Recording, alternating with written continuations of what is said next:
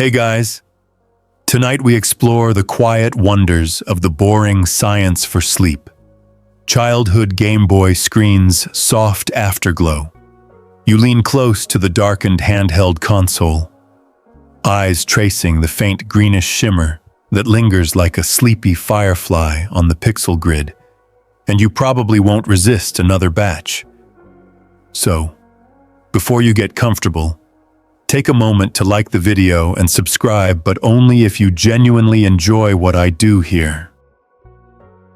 And hey, post your location and local time below so we can share this glow together. Now, dim the lights, maybe turn on a fan for that soft background hum, and let's ease into tonight's journey together. You press the power switch to off, but the screen doesn't vanish in an instant, it fades gently, like a campfire ember cooling in the dusk. That lingering glow, known as pixel persistence, arises because each liquid crystal display LCD cell holds a charge before it fully relaxes. Mainstream science tells us that these twisted pneumatic crystals can take milliseconds to microseconds to reorient from the voltage-driven, light-modulating state back to their random alignment. So the image doesn't snap off like a light switch, but ebbs away in a soft swirl. It feels like watching the last candle flame before it flickers out, tender, meditative, and just the right pace for drifting off to sleep. Between blinks, you notice that the afterglow's hue leans toward a gentle greenish tint. That stems from the Game Boy's original monochrome palette, which used a reflective polarizer and a simple green backlight filter, or in the original model's case, none at all, relying on ambient light. Fringe retro tech enthusiasts sometimes swap in custom blue or orange gels, claiming these tinted filters can conjure night vision vibes and soothe eye strain. Chemists still debate whether altering the filter's spectral profile truly reduces photoreceptor fatigue, or if it's just a party trick for sleepover techies. You rest the console on your palm and feel a whisper of warmth from the screen module. It's barely perceptible, but it's real. The driver circuitry behind the LCD dissipates a bit of thermal energy as it toggles pixels, heating the thin glass substrate by a degree or two. Mainstream electronics research shows that low-power handhelds can rise by about 5 digs over the course of an hour's play. A minor warmth compared to your coffee mug, but enough to remind you that even in sleep mode, this little device carries traces of its digital workout. As the glow dims further, you recall those late-night Game Boy marathons, as a kid, eyes glued to the screen's soft shimmer, haloed by blanket forts and whispered cheers. That nostalgia is more than sentiment. It's a neurological phenomenon.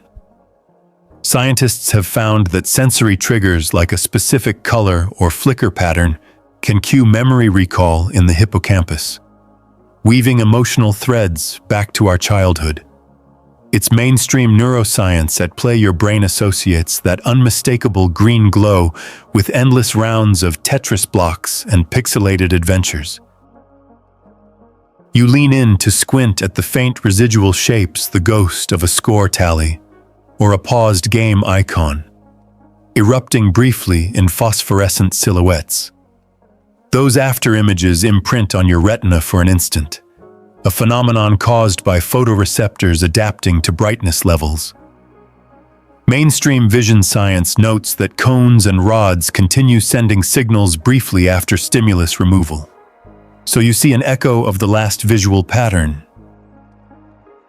Fringe optical hobbyists sometimes shine rapid laser pulses into vintage screens to measure exact after-image durations, claiming their retinal echo clocks can track human reaction times more precisely than stopwatches.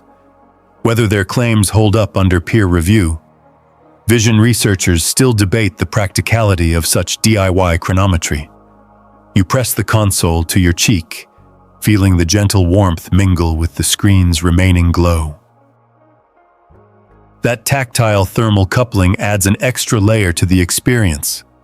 As thermoreceptors on your skin pick up subtle heat signals, another mainstream fact, our skin can detect temperature changes as small as 0.04 degrees, making even tiny warmth from electronics perceptible. It's a cozy reminder that your handheld is more than a plastic shell. It's a finely tuned system of circuits, crystals, and filters orchestrating light and warmth in harmony.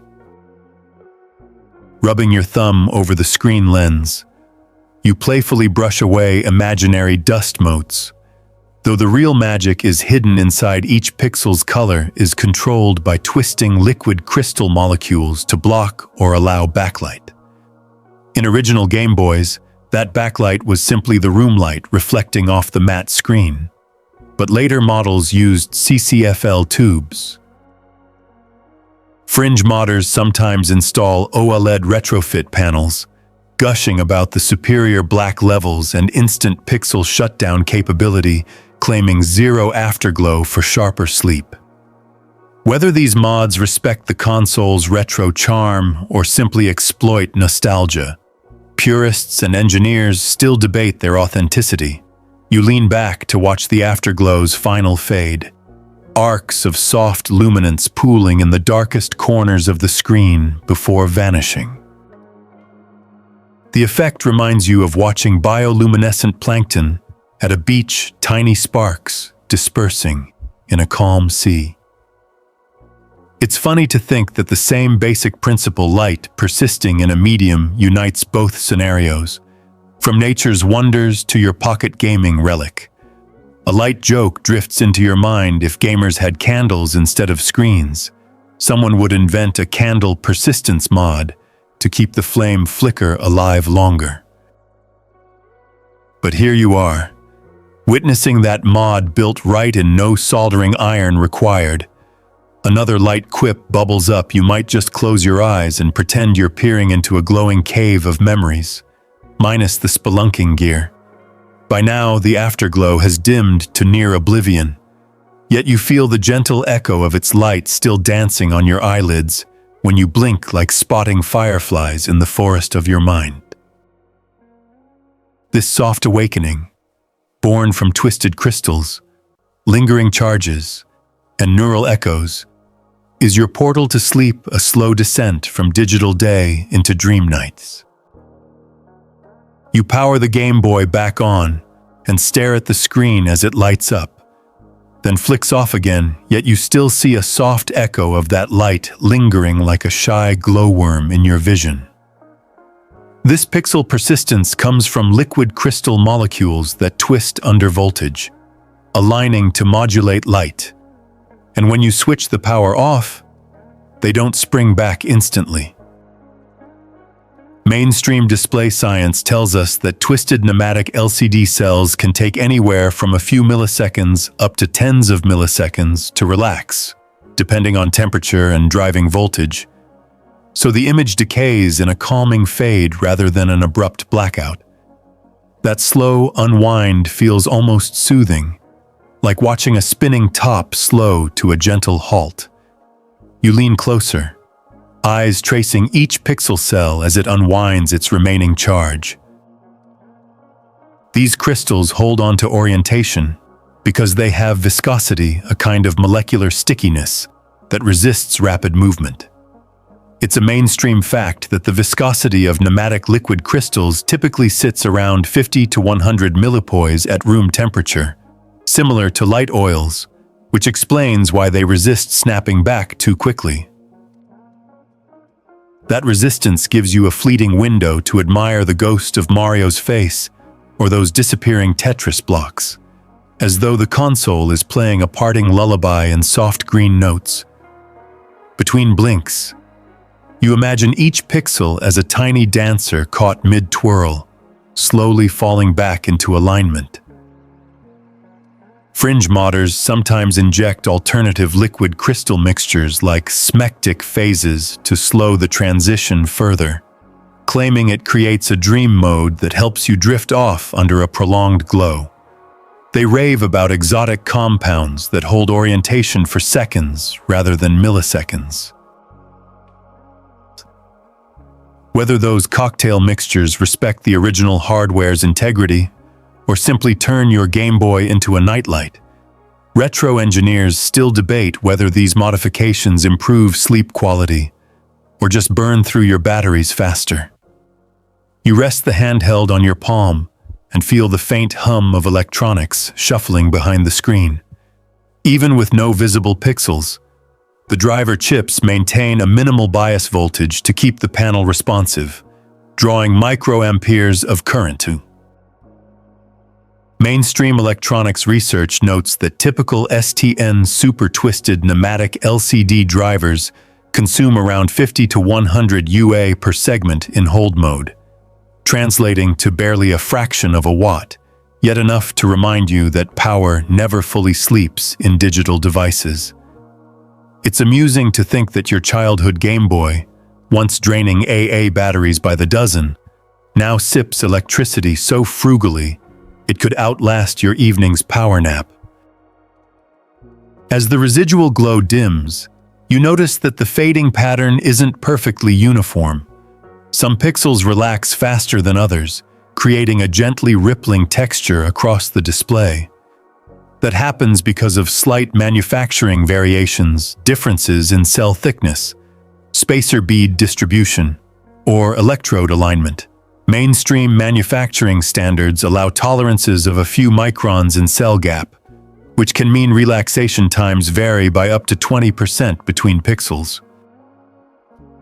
You squint and spot the faintest flicker in a corner pixel, its molecules snapping back a hair quicker than its neighbors, like an eager participant in a slow wave. You tap the power switch again, flicking the display on and off rapidly to see how persistence changes. The glow pattern shifts slightly each time, like sand settling in a Zen garden with every rake stroke. That playful tapping turns into a fringe pastime persistence pattern journaling, where retro fans log each afterimage to map the unique quirk profile of their console. They believe that by charting these micro-variations, they can fingerprint individual units, akin to digital DNA.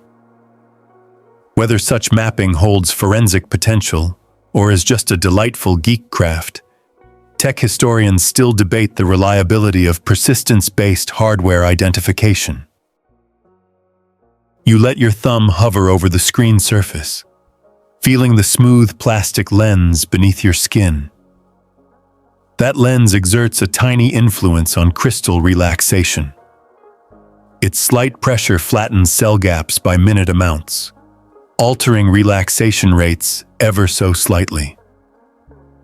Mainstream optics studies show that pressure-induced cell gap changes of just 1–2 microns can shift response times by up to 5%, proof that even your fingertip can bias the afterglow you see. It's funny to think you, a kid armed with nothing but curiosity, can tweak molecular choreography with a gentle pat. Between gentle power toggles, you make a light joke. Next time I'll wear gloves and see if the afterglow tunes itself to winter's chill. Indeed, temperature dramatically affects liquid crystal viscosity at 10 degrees 50 . Crystals can slow down 2 to 3 times compared to 25 degrees, but 7 degrees. In a freezer modding fringe experiment, hobbyists occasionally chill their consoles to see how long the glow lingers, joking that they're creating Nordic mode persistence. Whether these chill tricks risk condensation damage or simply amuse a small clique, modding communities still debate the chilling boundaries of hardware care. You smile as the afterglow shrinks into faint trails at the screen's edges before disappearing completely. Yet when you close your eyes, you still see the green haze imprint tiny rods and cones in your retina, continuing to fire signals until they fully reset. That retinal persistence lasts about 100–200 milliseconds, A mainstream fact from visual neuroscience explaining why you perceive blissfully smooth motion in video games rather than stuttered frames. And so the interplay of screen persistence and retinal echo extends your visual lullaby, doubling the dreamlike fade. You rest the handheld back on the table, carrying the warmth and the glow in your memory. It's as if the molecules themselves have whispered their slow secrets into your mind, an invitation to drift off with the comfort that science quietly hums through every pixel. You lift the Game Boy into the dim room light and squint at the screen, noticing a subtle shimmer, a barely perceptible flicker that pulses with the console's refresh rhythm.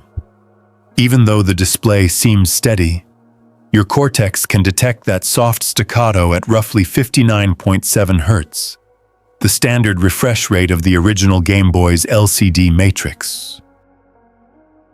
Mainstream display science tells us that human vision can perceive flicker up to about 60 Hz in peripheral vision, which is why older screens sometimes seem to buzz in low-light settings. The effect feels like watching a gently throbbing heartbeat beneath a calm skin, enough to keep you aware but never enough to jolt you awake. As you watch, the screen's faint pulses sync with your own natural alpha brainwaves, which typically oscillate between 8 to 12 Hz when you're relaxed but alert.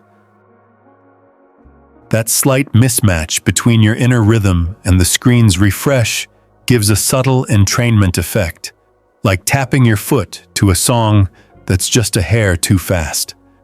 Fringe biohackers sometimes claim that deliberately mismatching visual flicker can induce mild trance states or enhance creativity. Dubbing it retro-strobesthesia, they'll don pixelated glasses to amplify the effect, asserting they can dream up new ideas mid-gaming. Whether these DIY neurotricks hold any real cognitive benefit, neuroscientists still debate the ethics and efficacy of flicker-based brainwave entrainment.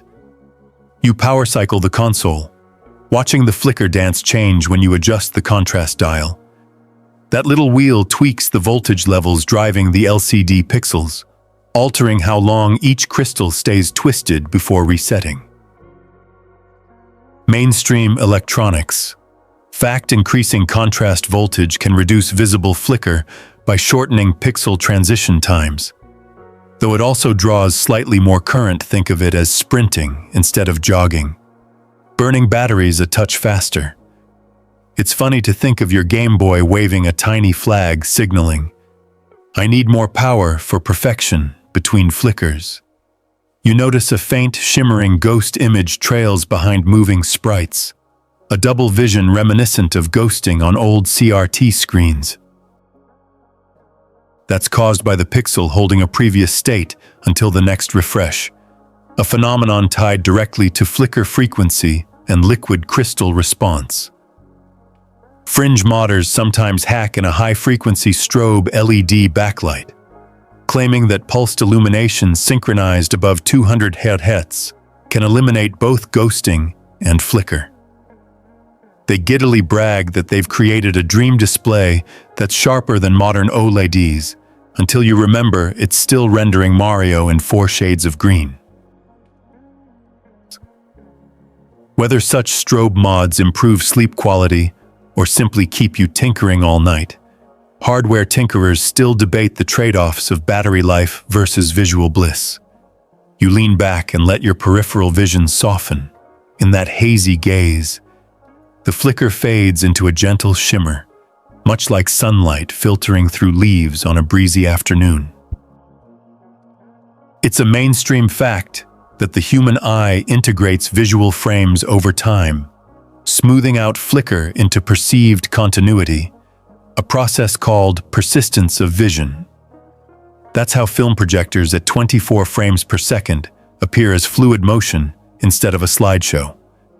Your Game Boy's 59.7 Hz refresh follows the same principle, just fast enough to trick your rods and cones into seeing a stable picture. As you settle the console on your lap, you're reminded of school assembly projectors, the old overhead transparencies squeaking at their refresh limit and casting that faint buzz on the wall. You crack a small joke if your Game Boy wore glasses. It'd be complaining about squinting at sub-60 Hz like a grumpy librarian. Then you imagine the console giving you glasses too. Hey buddy, maybe you need a contrast adjustment. You reach out to gently tap the screen edge and notice the flicker becomes marginally more pronounced as the LCD driver briefly redraws the entire matrix. Each tap triggers a mini refresh burst, reminding you of fringe tap-to-refresh hacks where gamers manually sync flicker to soundtrack beats.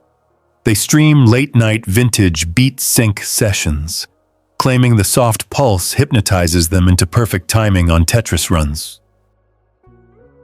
Whether tapping really boosts high-score performance or simply adds a playful gimmick, speedrunners and hardware enthusiasts still debate the merits of manual refresh cues. You catch yourself grinning and quip, "Who knew gaming nostalgia came with its own built-in metronome?" That light humor plays off against the subtle science you're not just firing pixels. You're orchestrating a soft strobe concert for your sleepy brain. Between taps and pauses, you reflect on how some photobiologists argue that long-term exposure to low-frequency flicker might strain the eyes or worsen headaches for sensitive individuals. Yet mainstream ophthalmology asserts that refresh rates above 50 Hz are generally safe for most people, though flicker sensitivity varies. Chemists and biologists still debate whether slight flicker can trigger photophobia in certain populations, or if it's just an overcautious myth spun by jittery gamers. You lower the console slightly, noticing how the ambient glow from a nearby lamp interacts with the screen's pulses. The room light effectively fills in the off periods of each flicker cycle, reducing perceived flicker contrast. It's similar to how dual-pane windows with reflective coatings balance interior and exterior light, a mainstream fact used in architectural design to minimize glare.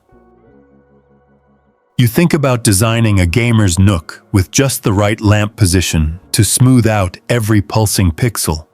Between these observations, you make another light jest. If life had a refresh rate, I'd probably ask for a higher one on Mondays.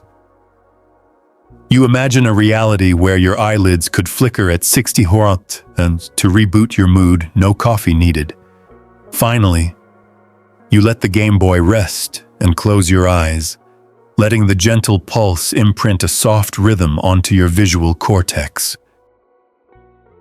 The interplay of screen flicker and retinal persistence weaves a calming lullaby in your mind, bridging the gap between digital glow and dream state tranquility. Even as the console enters full sleep mode, your perception still hums with that strobe-like heartbeat, a soothing echo of pixels past. You close your eyes and press your thumb gently against your eyelid, then open them to the empty screen, and yet you still glimpse ghostly shapes dancing on a soft green haze. Those fleeting apparitions are retinal afterimages, the neural echo of pixels that once glowed.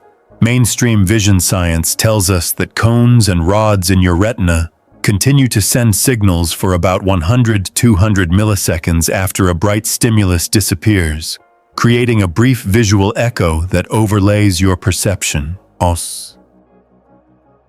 It feels like watching a dying firefly leave a light trail across a shadowed sky just long enough to feel enchanted before the world goes dark. Between blinks, you recall how the last image you saw a paused Tetris screen or pixel art sprite lingers in your vision as inverted or same-color silhouettes. That's due to photochemical changes in the photoreceptor cells. Overstimulated cones become temporarily desensitized, so the ganglion cells downstream interpret the absence of light as its complementary color. For your green Game Boy glow, That often means a faint magenta ghost flickering across your field of view, like an impish sprite teasing you one last time. Fringe visual artists sometimes cultivate afterimages deliberately, staring at high-contrast patterns before switching gaze to blank walls, coining it neurographic art therapy to spark creativity. Whether gazing at fractal illusions truly unlocks inner muses or is just retinal mischief, neuroscientists still debate the therapeutic value of these ephemeral visual crafts. You let your eyelids flutter as if wiping a foggy mirror, and notice that bright elements score numbers, sliding blocks, or that familiar start icon imprint more strongly than darker backgrounds. That's because photoreceptor response is logarithmic. Intense stimuli yield longer-lasting afterimages. It's a mainstream fact that the duration of an afterimage scales with the intensity and duration of the original stimulus. So those bright white pixels on your Gameboy can linger up to half a second in pitch-black conditions. It's like your eyes are holding a tiny vigil for every glowing dot, refusing to let go until they've paid proper respects. As the magenta haze fades, you feel a subtle twitch of amusement at how your brain can play tricks without any new input. "Hey, I'm still here," it seems to say. You smile in the darkness and joke to yourself, "If irritation badges were a thing, I'd have earned Ghost Whisperer by now." Indeed, there's a fringe hobby called afterimage jousting, where enthusiasts compete to describe the clearest, longest afterimages they can conjure from complex patterns. They rate their mental stamina in milliseconds. I got a 432 MSIS swirl from my last pixel marathon. Whether measuring afterimages like digital athletes has any real value beyond bragging rights, vision researchers still debate the usefulness of self-reported timing in controlled experiments. You hover your finger just above the screen and let your eyes track its silhouette against the residual haze, creating a moving afterimage that chases your fingertip like a sleepy pet. That interplay between physical touch and visual persistence adds a layer of tactile visual synergy. Mainstream multisensory research shows that synchronizing touch with visual cues can enhance perception and memory formation, which might explain why even a simple tap and chase game with afterimages feels oddly satisfying. It's like playing peekaboo with your own neural circuits, no training montage required. Between lulls in the ghost show, you quip softly, "Looks like my Game Boy's built-in IMAX is still warming up," remembering the times you replayed the same scene repeatedly to catch every hidden detail.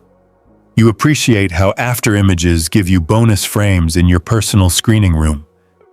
It's a gentle tease from your brain, a reminder that sensory experiences don't end when the stimulus does. You blink again, sweeping away the last of the magenta ghosts, and you feel a slight contraction around your eyes as photoreceptors reset their dark adaptation.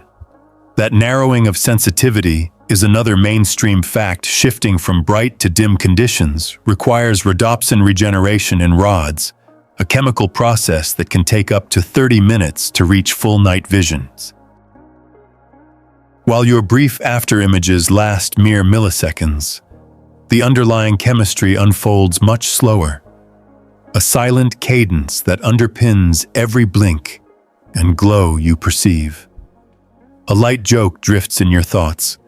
"If only I could upgrade my rods with a fast-charging pack instant night vision.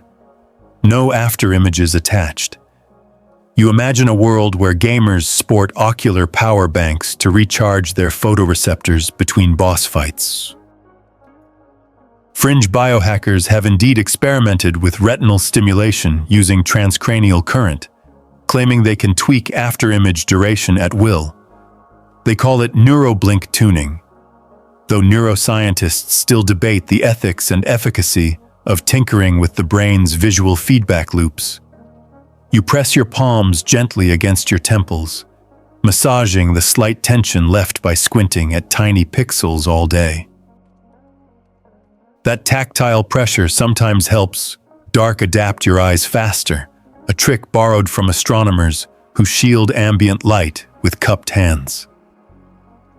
In fringe astronomy circles, observers will black out their peripheral vision with blackout masks to see faint nebulae, calling it DIY redout. Whether covering your cheeks speeds adaptation or just makes you look like a sleepy bat, vision scientists still debate the effectiveness of tactile aids in optimizing dark vision. As the room settles into deeper darkness, your afterimage flickers diminish to near nothing, leaving you with a soft sense of visual calm. You realize that these retinal echoes lasting mere heartbeats mirror the device's own pixel persistence, entwining hardware and biology in a lullaby of light and sight. It's a dance of molecules and neurons' twisted crystals unwinding, photoreceptors resetting, all conspiring to cradle your consciousness between wake and sleep.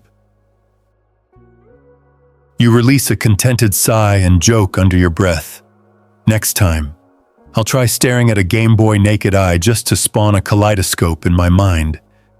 But for now, you settle into the gentle after-image embrace, letting those magenta shadows and green glows guide you into a restful twilight of dreams.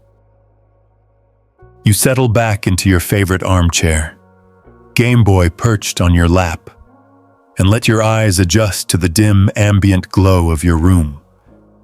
The console's faint green sheen blends with the soft amber of your bedside lamp, creating a tranquil color gradient that pools in the shadows.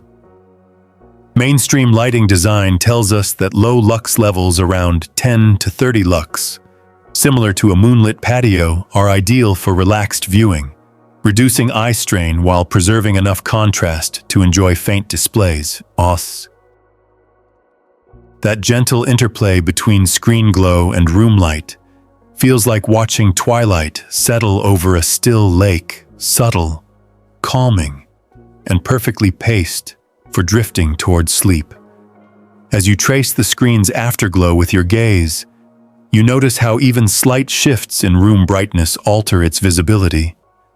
Increase the lamp's wattage from a 4W LED bulb to a 6W, and the Gameboy's glow recedes, its pixels struggling to claim attention against the brighter backdrop. Reduce the lamp further, and the screen's persistence jumps forward, becoming more pronounced. Fringe light artists sometimes mount adjustable filters, think variable ND gels used in photography around lampshades to fine-tune ambient lux without changing bulb power. They call it mood gating, claiming it lets you dial in the perfect glow ratio for any wind-down ritual. Whether these cinematic experiments truly ease the mind or simply make you feel like a director in your own bedroom, lighting psychologists still debate their sleep-enhancing merits. You lean forward and flick the lamp off for a moment, plunging the room into near darkness, then flip it back on. In total darkness, the Gameboy's afterglow pops into stark relief, its ghostly pixels flickering like bioluminescent algae in a nighttime tide. That dramatic shift occurs because your pupils dilate in low light up to 7 mm wide, allowing more light to hit the retina and amplifying faint images. Mainstream ophthalmology confirms that pupil diameter can change by a factor of 10 between bright and dark conditions, transforming the same screen luminance from barely there to bright beacon. It's a neat trick of human vision. Your own eyeballs become living light meters, tuning every scene to your comfort. Between lamp toggles, you jokingly quip, "I'm basically a one-person director's cut of a horror film lighting by switch, starring pixel ghosts." You imagine rolling credits, director of ambiance, you, LED pixel ghost Toad from Super Mario. Modern asides aside, that dynamic play of light and dark has a biological punch. Exposure to bright screens in dim rooms can suppress melatonin production, delaying sleep onset. That's a mainstream circadian fact. Blue-rich light above 30 lux can shift your body clock by up to 30 minutes per hour of exposure. Thankfully, the original Game Boy's monochrome green has minimal blue content, making it a gentler companion than a backlit tablet or smartphone. You soften the lamp's glow by placing a sheer fabric over the shade, creating a warmer, diffusion-filtered light that melds with the Game Boy's emerald luminescence. It's a fringe fabric dimming hack borrowed from theater tech, where gels and scrims modulate stage lights on the fly. Hobbyists claim that layering different textiles, silk over linen, for instance, lets you sculpt ambient color temperatures precisely. Whether such textile cascades subtly improve mood or just look pretty at sleepovers, interior designers still debate the practicality of fabric filters in everyday spaces. As you sip from a glass of water, raising the tumbler beside the Game Boy, you notice how the transparent liquid refracts and softens the ambient lamp beam, casting tiny pool-shaped light patterns onto the nearby wall. That playful refraction reminds you that any translucent object can act as a secondary diffuser. In fact, mainstream optics tells us that water's refractive index of 1.32 bends light by about 25 degrees at the surface, creating those miniature spotlight effects. It's like giving your room a mini kaleidoscope effect without any extra gadgets. Between sips, you poke at the Game Boy's power switch and note how the Afterglow's strength seems to hinge on the room's overall brightness, proof that our brains integrate context when perceiving contrast. Visual psychophysics labels this the simultaneous contrast effect, where identical stimuli look different depending on surrounding luminance.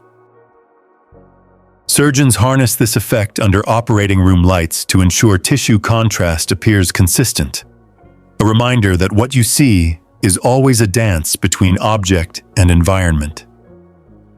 It's mainstream fact that contrast sensitivity peaks around mid-lux values, so your cozy setting hits that sweet spot for perceiving faint pixels without jarring glare. You let your thumb hover over the screen and say with a grin, "It's like the Game Boy is playing peekaboo with me. Now you see me, now you don't." That playful metaphor highlights an open debate among lighting researchers whether dynamic ambient changes help the mind stay engaged and calm, or simply introduce micro-stimuli that keep your cortex lightly primed. Some studies suggest slight fluxes in lighting improve attention in adults, while others warn any change hinders true relaxation. Researchers still debate the balance between steady and dynamic environments for optimal downtime. You lean back as the room's soft glow and the Game Boy's fading sparkle merge into a cohesive sensory field. The warm lamplight wraps around the console's contours, accentuating its vintage curves, while the green halo hugs each bezel edge. It feels like two old friends chatting in whispers, one bathed in cozy warmth, the other in nostalgic tint, inviting you to settle deeper into your evening groove. A light joke surfaces. If only my brain had a brightness knob, I'd dial out Monday's meetings at bedtime. You imagine a retrofit brain implant labeled Comfort Mode On/Off. Fringe neurolighting enthusiasts are experimenting with transcranial photomodulation, shining flickering LEDs at the skull to entrain brain rhythms. Cheekily called Mind Glow, it's in its infancy, and neuroscientists still debate its safety and efficacy. Finally, you power down the lamp and leave only the Game Boy's Afterglow to hold the room. Its soft ghost light now feels like a private aurora borealis, the console's final gift before complete darkness. You close your eyes and let the combined memory of ambient warmth and pixel haze cradle you, ready for the next chapter of your sleep-inducing journey. You hold the Game Boy at eye level and rotate it slowly, watching the screen's soft green glow shift into faint rainbow fringes at certain angles. That subtle play of color comes from polarizing filter artifacts in the LCD stack. Mainstream optics tells us that an LCD uses two polarizer sheets, one beneath and one above the liquid crystal layer to control light transmission. And when you twist the viewing angle, the crossed polarizers reveal tiny spectral gradients. It's like peering through a whisper-thin prism that teases out hidden hues from a monochrome canvas, lending your familiar screen an unexpected pastel halo. Between gentle rotations, you notice how the screen's edges sometimes flash a pale pink or bluish cast before settling back to green. That's called birefringence as light passes through the twisted pneumatic liquid crystals. It experiences slight phase shifts that depend on viewing angle and wavelength. Each subtle color fringe is a window into molecular alignment, the very same principle that makes calcite crystals sparkle with double images in geology labs. Chemists still debate whether specialized polarizer films with nanoscale alignment could yield more uniform viewing angles, or if they'd simply skyrocket manufacturing costs for minimal practical gain. You lean closer, pressing your cheek near the screen to catch the faintest shimmer of those spectral slivers. Fringe retro enthusiasts sometimes install rainbow diffusers, thin films of stressed plastic over the LCD, claiming they can amplify and stabilize these polarizing artifacts into a dreamy kaleidoscope effect. They market them as retro light spectacles for sleep meditation, arguing that a slowly shifting pastel display can lull your mind into a hypnotic trance. Whether such DIY diffusers enhance relaxation or merely distract with their shifting patterns, vision scientists still debate the impact of artificial chromatic flicker on circadian rhythms. As the ambient lamp continues its soft glow, you notice the interplay between room light polarization and the screen's filters. Wall-mounted lamps with frosted glass globes emit slightly polarized light, and when that polarization aligns with one of the LCD's polarizers, the screen appears dimmer and flatter like a photograph under cloudy skies. Rotate the angle another 30 degrees, and the lamp's polarization mismatches, boosting contrast and making the afterglow pop like neon under dusk skies. It's a mainstream lighting fact that many outdoor sunglasses exploit polarized lenses to reduce glare by blocking specific orientations of light waves. You half joke to yourself that your Game Boy's accidental sunglasses trick is just more evidence it's living its best life. You press your thumb gently on the lower corner of the screen, thinking about how applied pressure and the stress it creates in the glass can induce additional birefringence patterns. That pressure-induced stress birefringence is used in materials testing, where engineers view plastic under crossed polarizers to reveal stress lines. Fringe gadgeteers sometimes 3D print case mounts that deliberately flex the screen lens to craft bespoke interference, art screen stress sculptures. They call them each console unique in its patterns. Whether these flex mods risk cracking the delicate LCD cell or produce a lasting work of colorful art, hardware hobbyists still debate the trade-off between aesthetics and longevity. Between experiments, you quip, "If only my phone came with built-in kaleidoscope mode." Indeed, modern smartphones use IPS or OLED panels with much wider viewing angles and minimal polarization artifacts, but they lose that vintage charm of spectral surprises. You imagine a phone app that emulates the Game Boy's polarizer quirks on-demand rainbow nostalgia filter, available in retro photo suites. Photo editors and graphic designers still debate whether simulated polarization fringes add true character or just muddy an image's clarity. You recall that the original Game Boy's display featured a simple reflective polarizer beneath the crystals, relying entirely on ambient illumination. Later, Game Boy Advances added a backlight layer with its own polarizer, creating additional opportunities for color fringing. Mainstream display engineers agree that adding a third polarizer can improve contrast in direct sunlight, but it can also introduce more complex color shifts when viewed off-axis. You can't help but smile at the thought that handheld gaming tech was already flirting with advanced optics decades ago, long before wide-gamut screens became a selling point. Leaning back, you allow your eyes to wander over the screen as you slowly tilt it left and right, savoring each faint blush of cyan, magenta, and golden fringes. That dance of color feels almost organic, like watching a butterfly's wings catch sunlight in fleeting strokes. Fringe visual poets sometimes record these shifting patterns in slow-motion video, then loop them over ambient soundtracks as liquid crystal lullabies. They claim the hypnotic effect rivals ASMR videos or guided meditations. Whether these pastel loops offer genuine relaxation benefits or simply tickle your nostalgia for analog wonders. Neuroscientists still debate the fine line between soothing stimuli and mesmerizing distraction. Finally, you rotate the console back to straight-on view, letting the parades of color dissolve into the familiar monochrome haze.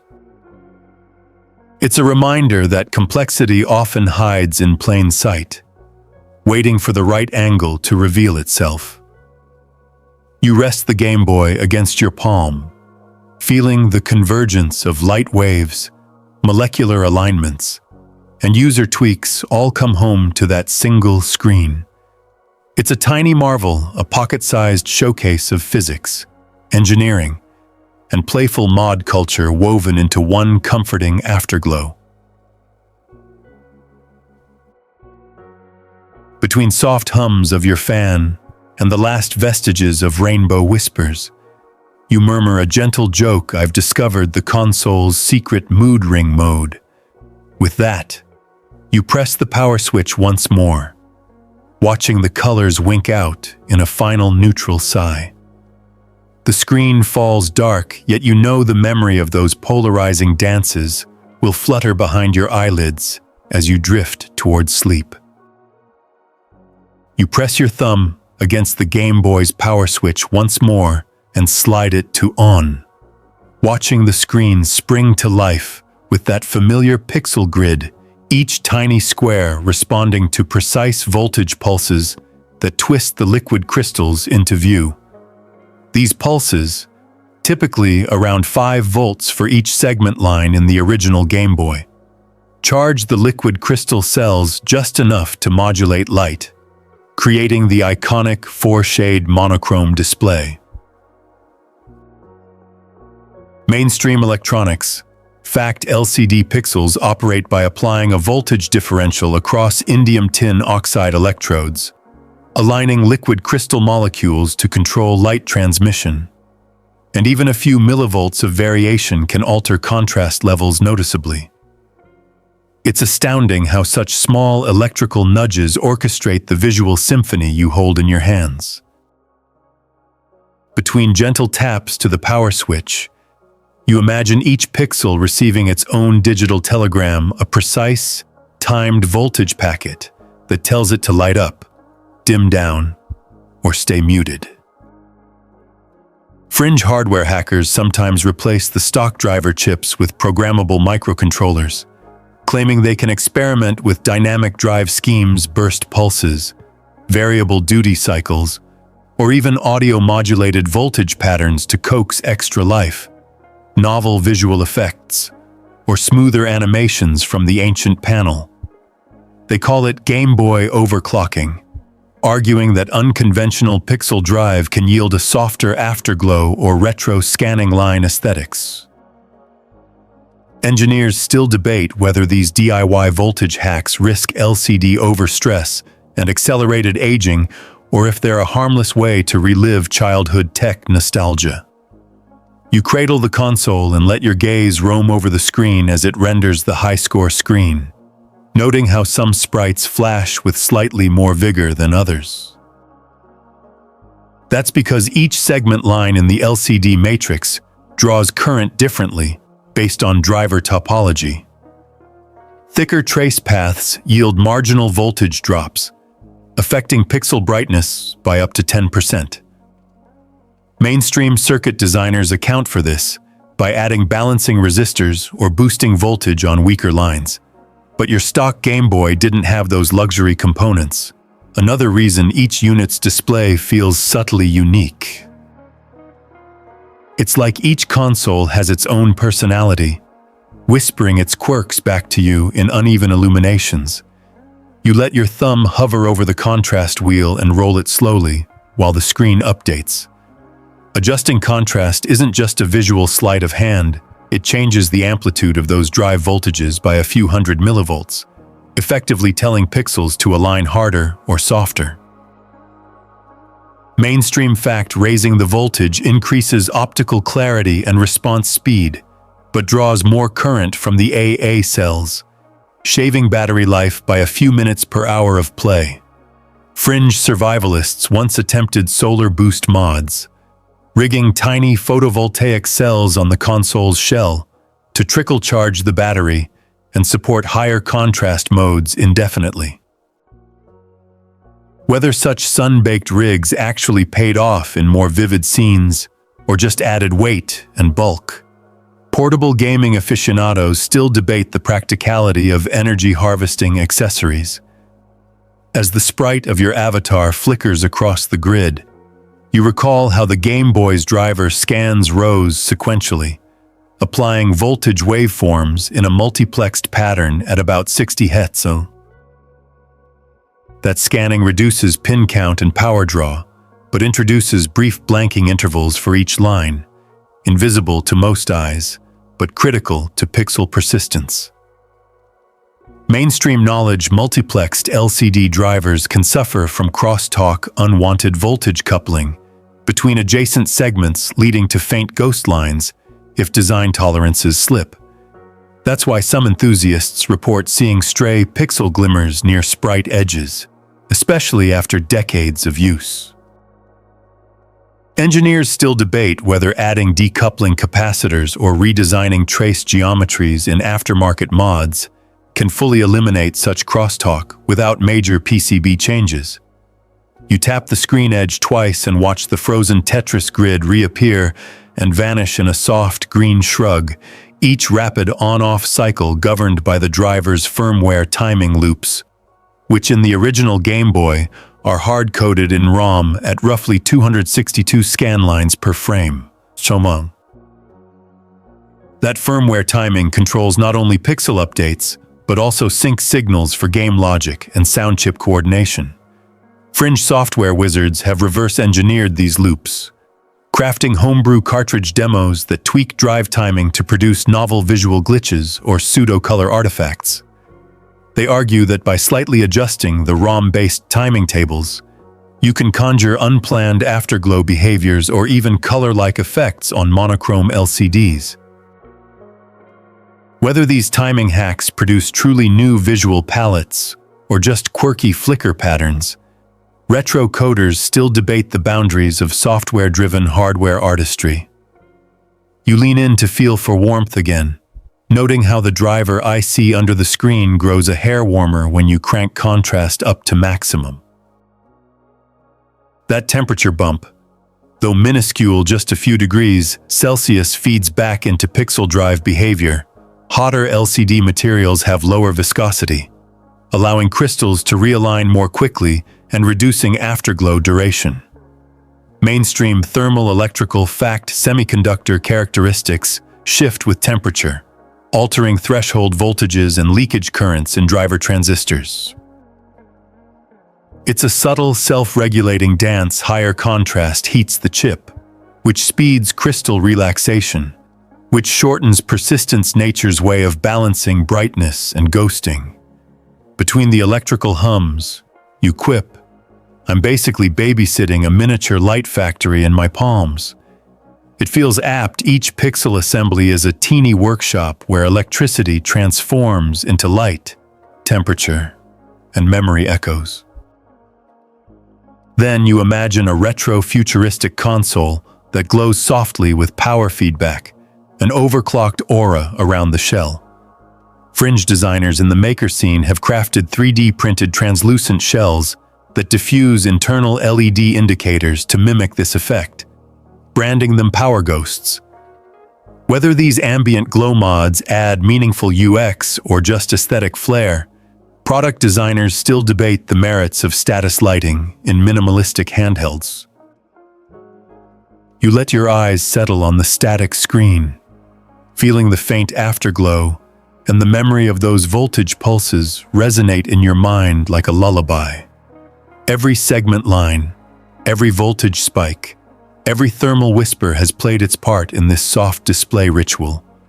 It's a testament to the elegance of simple electronics and your enduring fascination with the minutiae of childhood tech. Finally, you slide the power switch to off one last time and watch as the pixel grid surrenders its charge, each cell losing its tiny pulse until the screen dims into silence. You tuck the console gently under your arm, carrying within it the small thrill of volts and molecules still dancing in memory, an invitation to dream on waves of electricity and light. You press your palm lightly against the back of the Gameboy, just above the battery compartment, and you feel a faint but noticeable warmth radiating from the screen driver circuitry, like a gentle electronic pulse echoing from inside the plastic shell.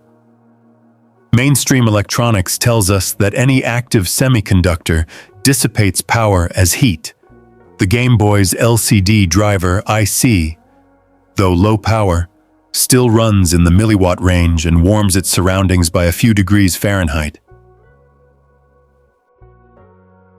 That thermal emission is subtle, perhaps a rise of 3 to 5 dGF, 1.53 dGs above ambient after 10 minutes of operation, but your skin's thermoreceptors, sensitive to temperature changes as small as 0.04 dGF, readily pick up the gentle glow of circuitry at work. As you cradle the console in both hands, you notice the heat pooling around your palms, flowing like a warm stream from the central screen region. This conduction of heat through plastic housing and metal traces exemplifies Fourier's law in action. Heat migrates from the IC junctions through solid materials to the outer surface, where your touch intercepts it. It's a mainstream fact that plastic's thermal conductivity about 0.2 is low, so the warmth arrives softly, never burning or startling you, just whispering of electrons dancing behind the scenes. Between gentle squeezes of the shell, you recall that infrared technicians sometimes use thermal cameras to map PCBs, revealing hotspots where components draw excessive current or degrade. Fringe hardware sleuths have even adapted smartphone thermal attachments to peer through translucent Game Boy shells, hunting for stealth mod failures or custom backlight installations. They claim these DIY thermoscans can validate solder joints or detect battery drain leaks without cracking the case open. Whether these homemade IR adventures truly rival lab-grade thermal imaging or are just weekend tinker toys, engineers still debate the resolution limits of smartphone thermal sensors for fine electronics diagnostics. You let the warmth settle against your palms and quip, "I always thought power indicator meant an LED, turns out my hands are the light show." It's true, your skin becomes the human IR detector, translating invisible infrared waves into tangible heat. That tactile thermal feedback loops back into your experience, linking electronic function to bodily sensation. In biofeedback research, similar self-sensing is used to calm anxiety. Holding a warm object can lower heart rate and cortisol levels. It's mainstream science that thermoregulatory touch therapies reduce stress in under a minute, making your Gameboy warmth a built-in relaxation tool, no spa appointment needed. You rotate the console slightly, feeling for variations in warmth across the back panel. Some areas feel warmer, likely where voltage regulators or driver transistors sit, while others remain cooler, hinting at inert plastic or empty air pockets. Fringe modders sometimes attach heat sinks or glue small metal fins onto these hotspots, claiming it prolongs LCD lifespan by shunting heat away. They'll post thermal cooling mod tutorials showing how to attach aluminum foil as a makeshift radiator under the shell.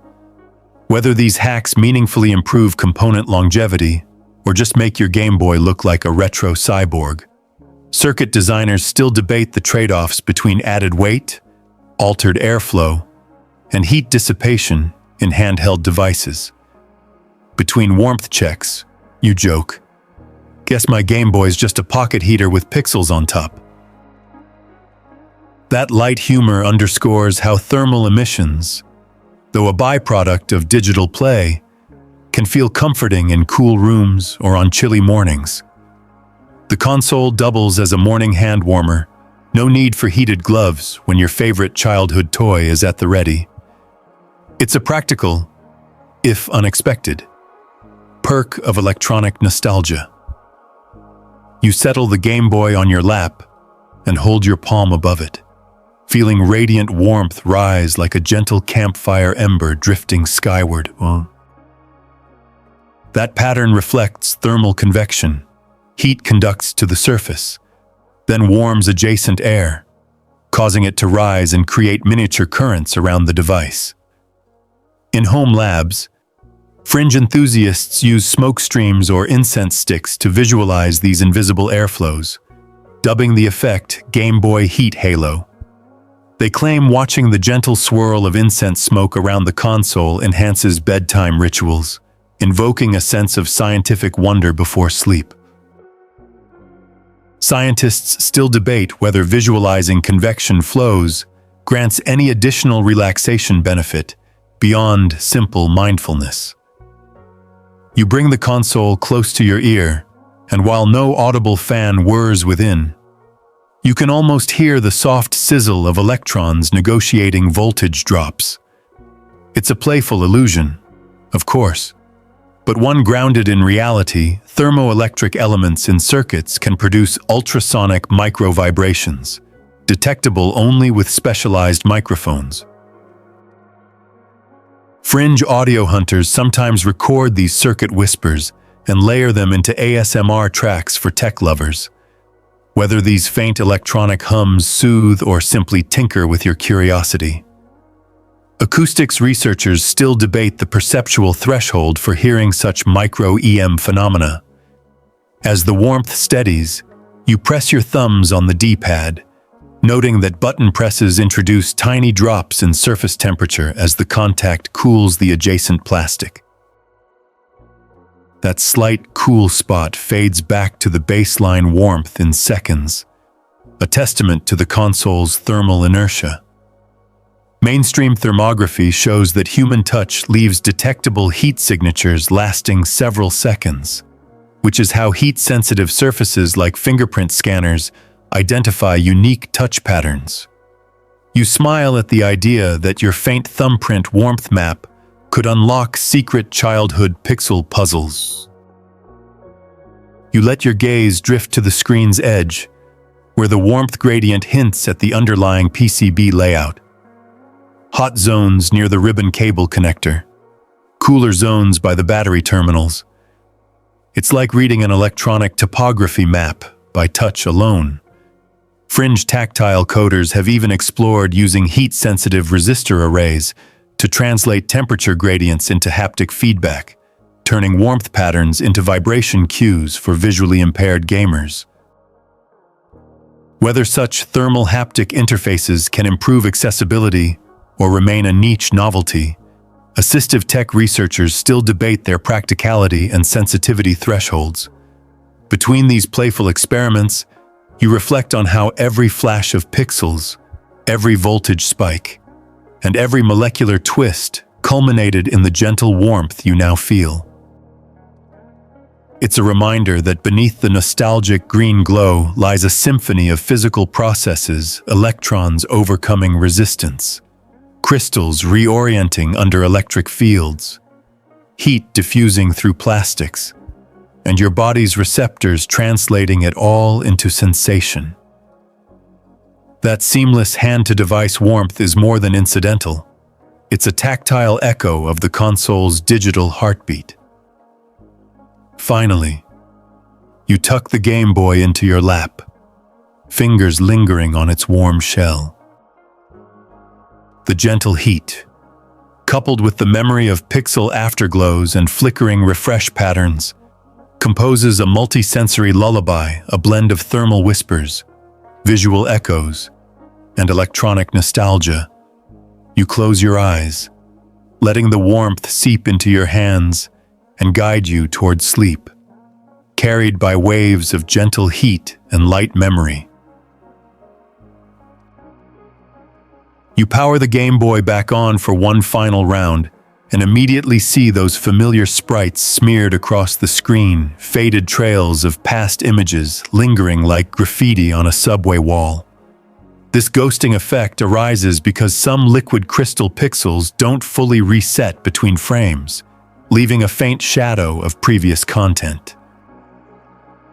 Mainstream display engineers call this response time lag, noting that transitions from black to white can take up to 200 milliseconds on early TN twisted pneumatic panels, slow enough that moving objects leave behind spectral echoes.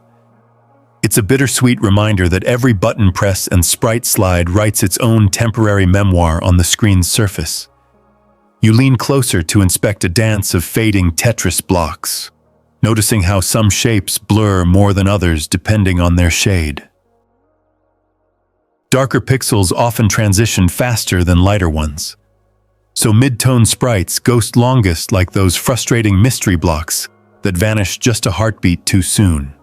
Fringe modders claim that injecting custom liquid crystal mixes with asymmetric relaxation times can invert the ghosting pattern, creating reverse persistence where new images briefly linger instead of old ones.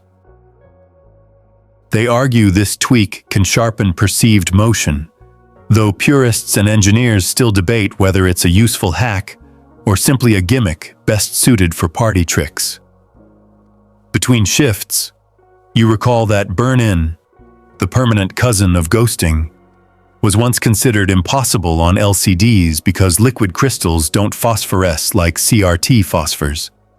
Yet some veteran gamers swear they see faint outlines of static status bars etched into their screens after years of play.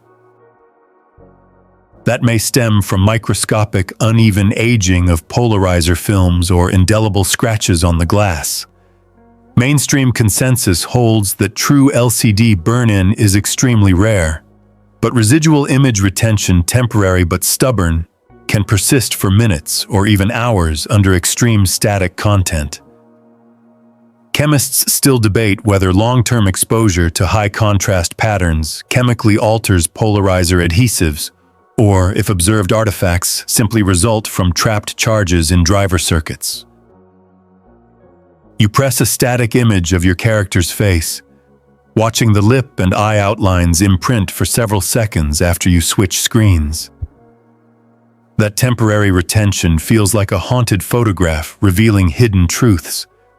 Only it's just your memory of where pixels refuse to untwist themselves.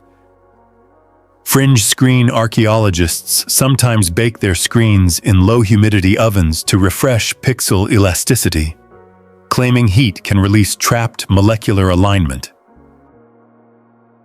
They'll share detailed tutorials on RetroTech forums, instructing you to remove the housing, and expose the LCD to 50 Dx 122 deg for 10 minutes. Whether such thermal resets truly reboot pixel health or risk permanent damage, hardware experts still debate the safety and effectiveness of oven-based LCD therapies. You take another sip of cool water and joke, "Guess my Game Boy wants to autograph every frame with my high score." That playful jab underscores how every pixel trails a signature of your gameplay, however fleeting. The act of observing ghosting also highlights how contrast and motion interplay. Rapid movements emphasize lag, while slow scrolls mask it, making image retention more or less noticeable. Mainstream UX studies show that slower animations reduce perceived ghosting, enhancing user comfort, a trick employed by interface designers in e-readers and digital gauges. Maybe your Game Boy's ghost is just nudging you to play slower or nap sooner. As you crank the contrast wheel to maximum, the ghost trails sharpen for a moment before your eyes adjust. That surge comes from higher driving voltages forcing crystals to rotate more completely, creating stronger pixel states, but also deeper residual states. It's a mainstream electronics fact that increasing voltage can improve contrast ratio, but at the cost of exacerbating image retention. You can almost hear the console whisper, "More power." More persistence, a cheeky reminder that every design trade-off carries its own ghost. Between jokes, you imagine a fringe ritual placing a static white screen on indefinite loop to erase ghost images, akin to defragmenting a hard drive. Some retro gamers swear by inverse screen burn cycles, displaying complementary patterns to neutralize residual charges. They'll leave it running overnight, convinced that alternating black and white fields can coax pixels back to uniform alignment. Whether these methods yield notable improvements or simply feel therapeutic, display technicians still debate the practicality of such homebrew pixel calibration. You notice how the ghosted trails vary with temperature on cooler nights. The afterimages stick around longer, like frost clinging to window edges. That happens because lower temperatures increase liquid crystal viscosity, slowing molecule relaxation. Mainstream fact, a 10°C drop can double response time in TN panels. Fringe environmental modders have even built mini thermostats for their consoles, using Peltier elements to maintain an optimal 25°C, 7°F for crisp visuals. They claim this cozy constant temp eliminates most ghosting, though others point out the bulk and power demands make it more of a lab curiosity than a living room accessory. You lean back, eyes half-lidded, and reflect on how these ghost echoes parallel the memories of your childhood, fleeting, slightly blurred, but undeniably present in the corners of your mind. That connection between hardware and human memory feels poetic. Both pixel and neuron retain traces of experiences, fading in their own slow rhythms. Neuroscientists still debate the precise mechanisms of synaptic forgetting and how long-term potentiation parallels material fatigue in electronics. But you sense a shared melancholy in the act of gentle fading. Finally, you set the console aside, letting its screen go dark and its ghosts slip back into invisibility. The ghosting story closes with a whisper. Even the most solid-seeming images carry ephemeral afterlives, both in circuits and in consciousness.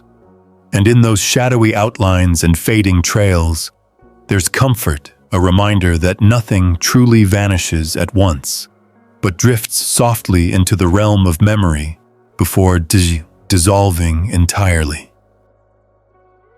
You hold the Game Boy in both hands, its form familiar and comforting, and you reflect on the deeper resonance of this soft afterglow, the way a simple green tint can unlock a cascade of childhood memories. Each dim pixel, each lingering flicker, acts as a key to past moments, the quiet thrill of conquering level 5-2 in Super Mario, the gentle hum of the link cable connecting two consoles, the hushed laughter beneath a blanket fort, illuminated only by borrowed daylight through the screen. Mainstream psychology tells us that sensory cues, colors, sounds, textures strongly trigger episodic memory recall in the hippocampus, weaving vivid recollections from subtle stimuli. It's like your brain has an archive of nostalgic postcards, each glowing pixel serving as an address to revisited joy. You close your eyes briefly and see flashes of younger you thumbs dancing over buttons, breath caught as a puzzle piece slides into place, heart racing when the low battery icon blinked its warning. That retinal echo of memory feels like a gentle hug from your past self, surely a fringe theory. Yet it resonates. Some memory coaches talk about sensory time travel, using simple objects to bridge decades in an instant. They argue these anchors, be it a vinyl record crackle or a Gameboy's Afterglow, grant access to mental time machines. Cognitive scientists still debate whether such sensory anchors truly enhance memory fidelity or simply amplify subjective vividness. But to you, the effect feels undeniably real. Between gentle squeezes of the console, you smile at the thought that millions around the world share this collective glow, tiny screens in bedrooms, libraries, and living rooms, all united by the same emerald hue. That sense of shared nostalgia is a mainstream sociological fact, cultural touchstones, from classic games to iconic colors, foster community bonds across generations. You recall online forums where retro gamers swap stories of cartridge hunts and swapped games, each anecdote bathed in the same soft light. It's a reminder that technology, even as it ages, can knit people together through shared experience. You power the screen on one last time, letting the tinted afterglow fill your vision, and you imagine your younger self peeking back at you. That mental reflection is more than whimsy. Perspectives on the self can merge across time, as studies show that viewing one's younger photo portraits strengthens self-continuity and emotional well-being. It's mainstream emotional science connecting past and present selves, nurtures resilience and a sense of life coherence. Here, the Gameboy's glow becomes a gentle counselor, guiding you toward gratitude for who you were and who you've become. You lean the console against the armrest and watch the afterglow fade, savoring each heartbeat of dimming light. That final fade mirrors the gradual closing of a diary page, the soft click of a clasp. Fringe memory therapists sometimes recommend object farewells, where clients ceremonially power down beloved items to mark personal transitions, graduation, moving cities, new chapters. They argue that acknowledging an object's place in your story eases change. Whether that practice holds clinical weight or rests on comforting ritual, therapists still debate the power of symbolic closures in emotional healing. Between each blink, you appreciate how the Gameboy's simplistic hardware voltage pulses, liquid crystals, polarizers wove complex emotional tapestries in your brain. Science and sentiment dance together in tandem, electrons twisting molecules, photoreceptors firing memories, social neurons releasing oxytocin as you recall community play sessions. It's a mainstream understanding that emotion and cognition are inextricable, each sensory input tinted by affective resonance.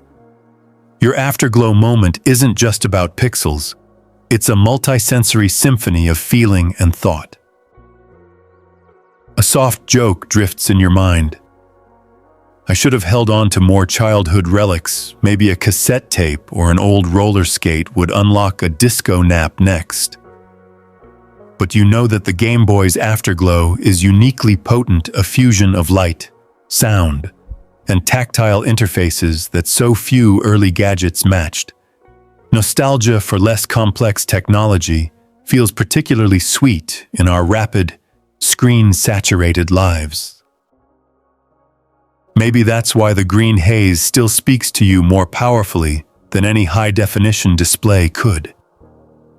You raise the console for one last gaze, watching the screen's crystalline grid shimmer with residual light. That shimmer feels like a gentle applause from your past, celebrating every pixelated victory and defeat. Mainstream neurochemistry notes that revisiting positive memories can release dopamine and endorphins, enhancing mood almost instantaneously. It's like a miniature gratitude meditation, encapsulated in a handheld device, one you carry with a smile. Finally, you flip the power switch to off and let the screen's last glow dissipate. Darkness fills the frame, but you carry the warmth of recollection in your chest. The console rests quiet in your hands, its afterglow now a memory soft, fleeting, yet everlasting within you. In that gentle silence, you feel the unity of science and sentiment, the convergence of hardware and heart, guiding you toward the threshold of sleep.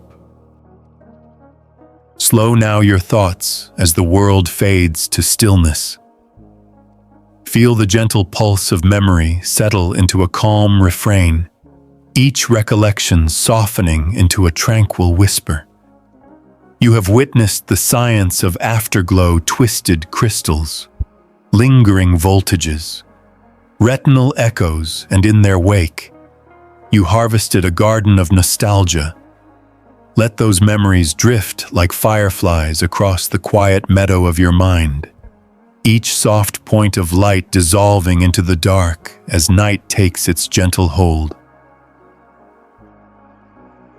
Rest here in the embrace of remembrance and release, where the console's final glow has become a spark of warmth within you. The edges of each pixelated memory blur and join, weaving a seamless tapestry of past and present. Let this tapestry, woven from science and sentiment, cradle you in peaceful contemplation as your breath deepens and your heartbeat slows. In this hushed moment, may you carry the comfort of shared experience, a childhood illuminated by emerald screens, a fellowship of gamers united by pixelated dreams. When tomorrow's dawn arrives, you will carry this quiet glow within you, a soft reminder that wonder resides even in the simplest devices. Now, surrender to the darkness. Allow each memory ember to fade into gentle rest, and drift into sleep as the echoes of that soft afterglow lull you into sweet dreams. Sweet beginnings await the morning light. Until then, rest well, all.